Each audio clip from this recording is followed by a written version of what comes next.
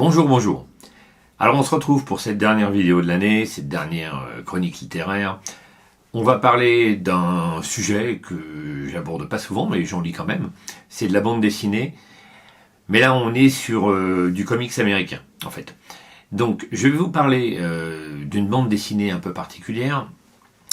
Alors la bande dessinée est très connue, et il y a une anecdote autour de la découverte de la bande dessinée. J'étais un jour dans un aéroport et en fait j'avais pas de lecture et je voulais absolument un truc à lire, mais je voulais pas un truc trop complexe parce que j'étais dans un aéroport anglophone et donc il me fallait un truc pas trop complexe. J'avais pas envie de partir dans une grande analyse de chaque mot, de chaque phrase. Je voulais quelque chose d'abordable avec un niveau d'anglais américain moyen. Et je suis tombé sur cette bande dessinée. Ça tombait bien parce que le sujet me plaisait bien. Je connaissais le concept et je me suis dit, ah oui, ça c'est une bonne idée pour passer un bon moment et je vais pouvoir avoir de la lecture pendant mon séjour. Donc, j'ai acheté ceci, Les Contes de la Crypte, enfin plutôt Tales from the Crypt, en américain. Et évidemment, Les Contes de la Crypte, c'est très connu. C'est très connu parce que c'est une bande dessinée, un comics américain très connu, évidemment. Et puis, également parce qu'il y en a eu une adaptation télévisée dans les années 90, si je ne dis pas de bêtises. Je crois que ça doit être les années 90. Peut-être la toute fin des années 80, je ne sais plus. Et donc voilà, ça c'est beaucoup passé à la télévision. Je sais qu'il y a eu pas mal de rediffusions, il y a eu beaucoup d'épisodes. Et donc les gens ont découvert, le public français pour beaucoup, Les Contes de la Crypte par le biais de cette série télévisée. Mais évidemment que les Américains connaissaient par le biais de ce périodique qui a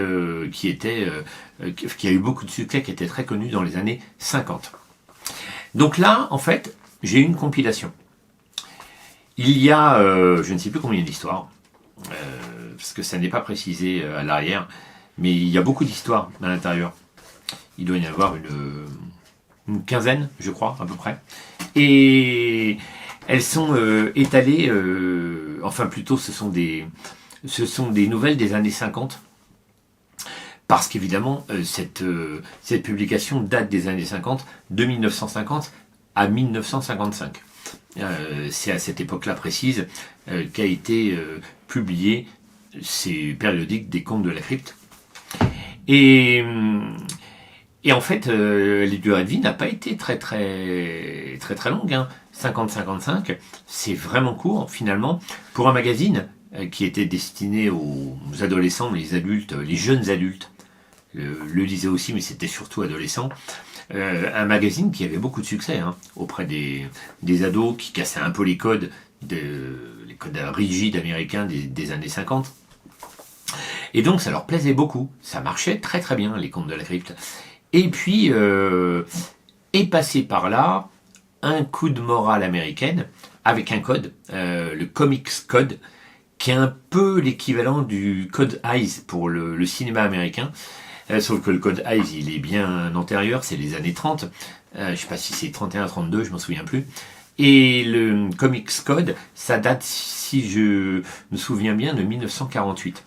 Et donc ce code, il avait pour but de contrôler un petit peu quand même l'édition et le contenu de ces périodiques qui étaient jugés un peu trop sulfureux, un peu trop gore, un peu trop glauque, avec un humour franchement décalé. Et finalement, eh bien, ça ne plaisait pas à la censure américaine des années 50. Et le magazine n'a pas vraiment supporté cette censure. Donc, d'autres magazines ont survécu sur la science-fiction, si ma mémoire est bonne, sur d'autres thèmes de fantastique, mais pas sur l'horreur. Des Contes de la Crypte, c'est essentiellement des nouvelles d'horreur effrayantes, avec des thématiques qu'on a tous en tête, des vampires, des loups-garous, des morts vivants, qu'est-ce qu'il y a encore, des momies, des vengeances, ou des histoires encore plus glauques de gens qui s'entretuent ou de gens qui tuent pour l'appât du gain, des croque-morts qui détroussent leurs clients cadavres. Voilà. Un tas de réjouissances comme ça dans les contes de la crypte. En tout cas, je le présente maintenant pour Noël parce que je me suis dit que c'était quand même une bonne idée de cadeau de Noël, ce conte de la crypte. Pas forcément que pour les adolescents, hein, parce que je pense plutôt que... Alors après, on peut toujours essayer de faire découvrir à un adolescent des choses anciennes, hein. Évidemment, je pense que ce serait même un très bon point de faire découvrir aux ados d'aujourd'hui les choses anciennes, qui leur ont préexisté, pour leur faire un bagage culturel, leur montrer qu'il existe des choses avant eux. Passons cette parenthèse, qui serait trop politique. Mais par contre, ça peut être un cadeau pour ados, mais aussi pour des adultes qui voudraient se lancer à découvrir l'original, les contes de la crypte. Qu'est-ce que c'était avant d'être une série télévisée. Alors là, c'est une version en américain. Moi, j'ai pas eu de choix, hein. Je l'ai acheté en américain. Je me suis dit que je me débrouillerais. Ça a été le cas. Après, en américain, c'est bien pour les gens qui sont parfaitement bilingues ou qui maîtrisent quand même bien. On doit tout de même avec un niveau correct, on doit s'arrêter régulièrement sur des expressions anciennes qu'on ne comprend plus. Il y a des expressions américaines typiques des années 50 que on ne peut pas comprendre. Il faut quand même aller chercher sur Internet avec son smartphone pour voir. Donc, j'avais mon smartphone à côté de moi quand j'ai lu ces BD et de temps en temps, ça passait très bien. Sur plusieurs bulles, ça allait. Et puis, à d'autres reprises, il fallait que je m'arrête sur des expressions que je ne connaissais pas, ou alors, évidemment, hein, du vocabulaire que je n'avais pas, parfois un vocabulaire spécifique que je ne maîtrisais pas. Je crois que ça existe en français. Alors, je ne suis pas certain que ça existe en français dans ce conditionnement, à savoir plusieurs numéros. Parce que là, on a l'équivalent de 6 numéros des contes de la crypte à l'intérieur de cette compilation. Et il doit exister des volumes indépendants en français, avec moins d'histoires, donc hors compilation, donc avec 2, 3 ou 4 histoires à l'intérieur. C'est une solution pour les gens qui n'ont pas envie de se lancer en américain, ce qui est bien compréhensible. Après, c'est sympa de l'avoir dans la version d'origine, mais je comprendrais bien qu'on a envie de le lire en français. Mais ça doit exister, hein. Je suis presque certain qu'on les trouve en petit volume. Sur le gros volume, je ne pense pas. En tout cas, je vous dis, ça réunit 6 volumes, on le voit, on l'a en 4e de couve, on nous montre les couvertures. On est, alors celui-ci c'est celui que j'ai acheté en premier, c'est le volume 4 de cette réédition qui contient du numéro 35 au numéro 40. Et je vous dis, on est dans les années 50. Au début de chaque nouvelle histoire, on nous met une première page qui nous lance dans l'ambiance de ce que va être cette nouvelle horrifique, avec quelques bons mots de la part du narrateur. C'est toujours le gardien de la crypte ou ce genre de personnage. Et on nous date également la publication en début de magazine, en début de publication indépendante. Je vous disais, il y en a 6 dedans. À chaque fois qu'on attaque un nouveau numéro, on nous donne l'année. Vous voyez, par exemple, pour celui-ci, on a en face une date de publication et on nous dit, par exemple, ici, c'est de juin et juillet 1953, numéro 36. Publication bimensuelle, voilà ce qu'on nous dit. Donc voilà, c'est comme ça que ça se présente. On a également droit à la couverture de chaque numéro à l'intérieur. Alors je crois que c'est un peu plus grand que le volume, que l'édition d'origine. Le format est un peu plus grand ici.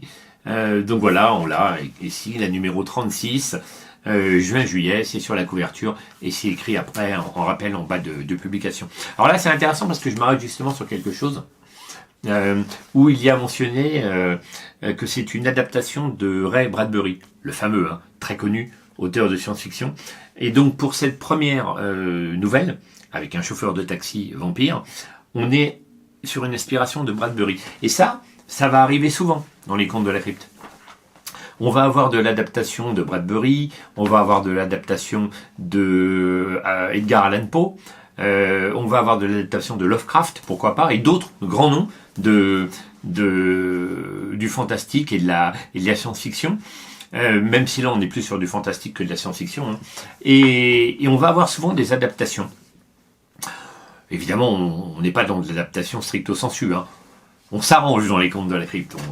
On essaye de faire quelque chose d'horrifique, c'est le but. Dans ce numéro, on a, comme je vous le disais tout à l'heure, on a affaire à des vampires, à des loups-garous, à des morts-vivants, à des monstres parfois, ou à des gens un peu odieux, des vengeances de maris ou de femmes trompées, des choses comme ça. C'est toujours assez horrible hein, en réalité. Mais moi j'ai passé un bon moment. C'est sympa. On retrouve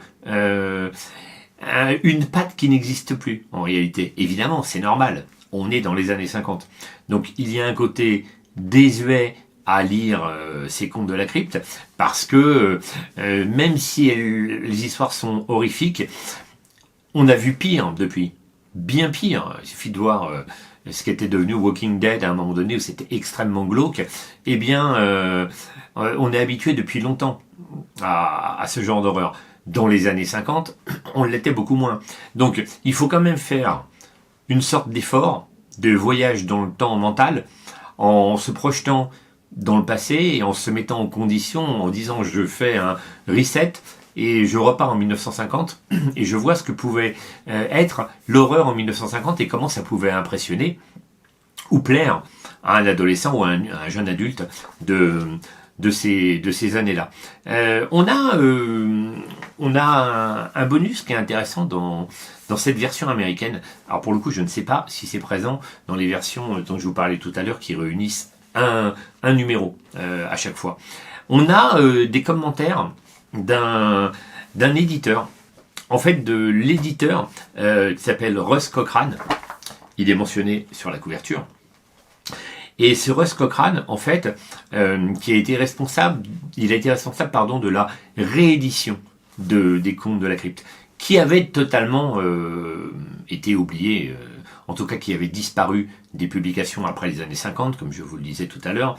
Et cet homme était un fan, et il a contacté un des créateurs, William Gaines, de la maison d'édition IC Comics, qui avait publié les contes de la crypte dans les années 50, et il a contacté William Gaines et il lui a proposé de faire une compilation, de rééditer les magazines et de les rendre disponibles à un nouveau public dans les années 80. Je pense que c'est dans les années 80, peut-être à la fin des années 70, mais je pense plutôt que c'est 78-80, jusque dans les années 90. Et puis maintenant, voilà, c'est toujours édité. C'est toujours réédité. Pardon. Russ Cochrane est mort il n'y a pas très longtemps, dans les années 2020, je crois, il me semble. Et donc voilà, il était extrêmement ami avec William Gaines. Il avait connu peut-être Hal Feldstein, qui était l'autre créateur ils étaient deux, Feldstein et Gaines a créé les contes de la crypte et ce magazine IC Comics qui publiait d'autres thématiques que les contes de la crypte. Il y a eu des histoires, je vous le disais, de SF, d'autres histoires de fantastique, des histoires étranges aussi, comme ils disaient les Américains. Et donc il l'a convaincu de rééditer. Gaines a accepté et ils sont devenus amis. Il en parle et on a tout au long de ce volume des passages. Alors là on l'a, c'est la dernière page, mais ça vous gâche pas rien du tout. Hein. On a voilà l'équivalent d'une page ou de 2 pages. Là on a la photo de Cochrane et de Gaines en bas et on a le récit de leur rencontre, on a le récit de la publication des contes de la crypte, on a des anecdotes sur ces gens, comment ils travaillaient, comment ils adaptaient leurs nouvelles, quels étaient les auteurs. En fait, il y en avait très peu, c'était eux qui étaient les principaux auteurs des nouvelles. Et voilà, donc c'est intéressant. On passe aussi un bon moment en faisant une plongée au cœur de au cœur de la création des contes de la crypte. Alors voilà, c'est agrémenté de photographies quand il s'agit de ces textes. Donc franchement, c'est vraiment intéressant. Ça méritait d'être ajouté. J'étais content de lire autant les nouvelles que les informations concernant le magazine et comment il avait été créé. Alors vous voyez, je tombe sur une chose intéressante que je vais vous montrer aussi là. À l'intérieur du magazine, on reproduit les publicités qu'il y avait à l'époque. Et là, on a une publicité Weird Science. Donc c'est un autre magazine, Weird Science, qui la science étrange, je crois que c'est ça, qui était aussi publié par EC Comics. Et là, on est encore sur une adaptation de Bradbury, comme c'est mentionné. Donc voilà, on a une sorte de facsimilé de l'intérieur des comics de l'époque. Et on a même les abonnements, on a aussi des histoires très courtes. Parfois des nouvelles d'une petite page. On a le courrier des lecteurs. Donc là, on a le courrier des lecteurs avec les publications des lettres qui écrivent aux Crypt Keepers, donc The Crypt Keepers Corner. Et donc les gens publiaient leurs lettres. Et voilà, on a la retranscription de tout ça. Donc c'est assez amusant. Moi, j'ai passé un bon moment, même si évidemment, c'est très classique. C'est très classique, on a, je vous le disais tout à l'heure, on a du loup-garou, là voilà par exemple, on a de la momie, toutes les histoires ne sont pas passionnantes, loin de là, il ne faut pas exagérer, il y a des histoires qu'on oublie vite, on a des histoires plus longues que d'autres, d'une page ou de 2 pages plus longues, mais il y a des histoires sympas, on est content de les avoir lues, on se dit ah oui tiens ça c'est... Pour l'époque, c'était assez original. Et quand on aime ce concept de conte de la crypte, quand on aime ce concept décalé d'humour noir un peu horrifique, eh bien, on passe un bon moment. Et j'avais vu quelques épisodes, je n'étais pas un grand fan des contes de la crypte, version TV, mais comme j'ai une bonne mémoire, j'avais gardé des images visuelles de certains épisodes et j'ai retrouvé ça dans le comics. Je dirais même que j'ai préféré souvent le comics. Pas toujours, mais certaines histoires, je me suis dit, ah oui, celle-ci, je la connais. Je l'ai vue et je préfère la version comics. Elle est plus authentique, elle est plus sympa, même si elle paraît moins actuelle. Les années 80-90, en série télé, ça a pris un coup de vieux.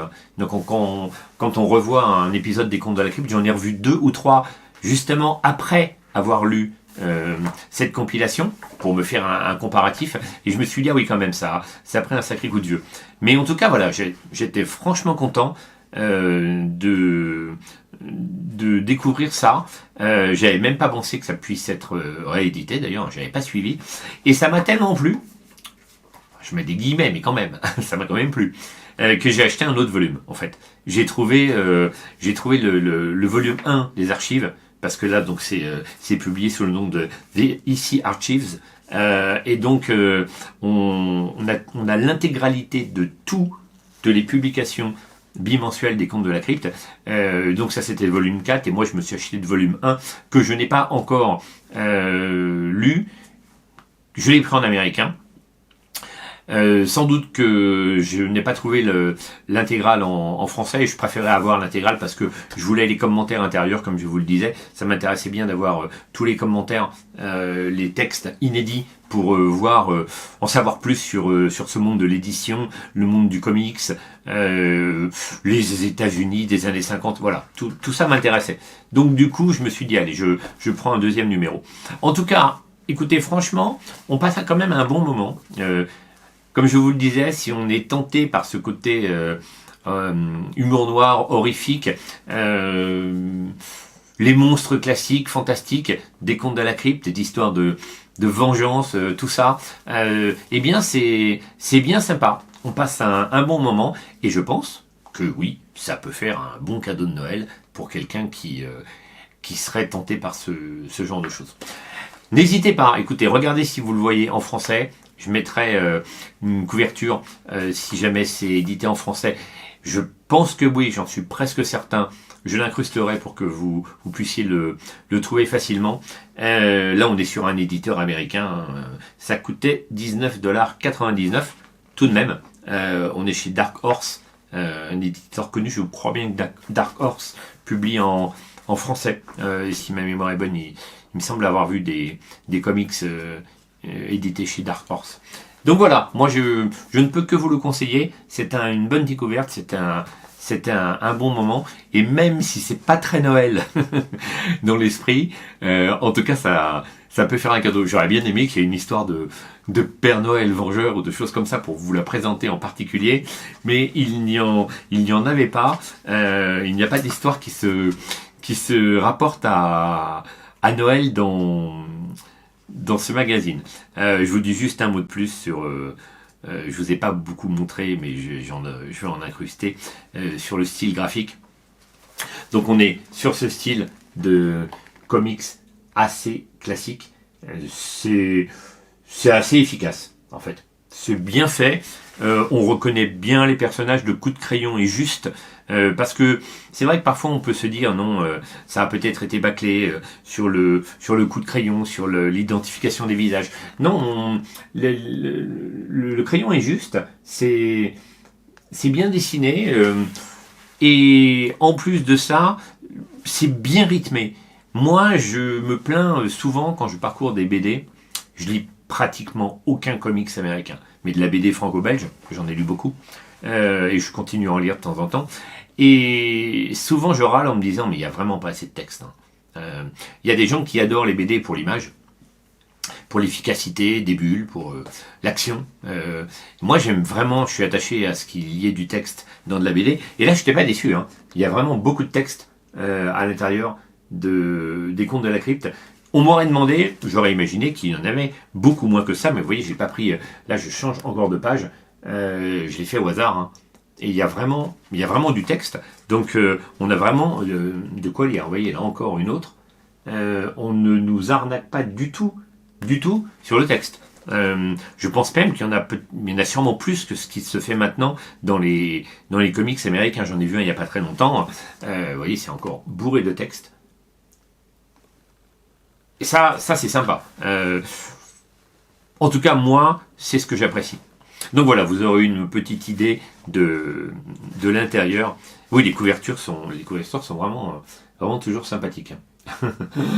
Il y a un beau travail, c'est ce que nous disait d'ailleurs dans une des archives inédites, en tout cas des publications, des commentaires de Cochrane qui nous parlent du travail de Gaines et des éditeurs et des dessinateurs. Et il nous disait que les planches, donc voici une par exemple, était encore plus belle en vrai, parce que lui il a retrouvé toutes les archives, il les a conservées, il les a scannées, et que c'était vraiment un très très beau travail quand on les avait en grand format face à soi. Et c'est vrai que j'en doute pas, il y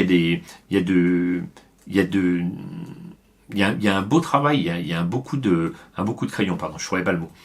Donc voilà, écoutez, voilà nos fameux conteurs de la crypte, ils sont là tous les trois, aussi horribles les uns que les autres. Donc c'était The Vault of Horror, Tales from the Crypt and The Haunt of Fear. 3 magazines différents qui ont existé à cette époque. Voilà, je vous laisse pour cette courte vidéo avec les Contes de la Crypte. N'hésitez pas au moins à jeter un œil sur, si vous avez l'occasion de trouver une version française, de regarder ce que ça donne, si ça peut vous plaire, pour découvrir ce qui se faisait avant. Et moi je trouve que c'est vraiment important d'avoir un œil sur ce qui se faisait avant. Si on aime ce genre de choses, il ne faut pas s'en priver, il faut essayer de lire ça et de l'offrir ou de se l'acheter pour soi-même. Voilà, la fin d'année va bientôt arriver, je vous souhaite un très joyeux Noël et une bonne fin d'année et à bientôt pour 2026 qui arrive bien vite.